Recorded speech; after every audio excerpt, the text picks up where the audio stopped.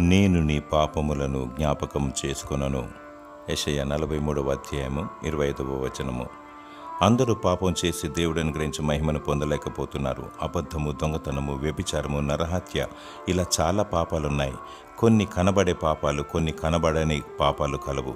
ద్వేషం, ఈర్ష్య, అసూయ, కక్ష, క్రోధము మరియు ఓర్వలేనితనము మొదలగునవి అంతరాత్మలో నింపుకొని దేవుని దృష్టిలో శాపగ్రస్తమైన స్థితిలో ఉంటారు.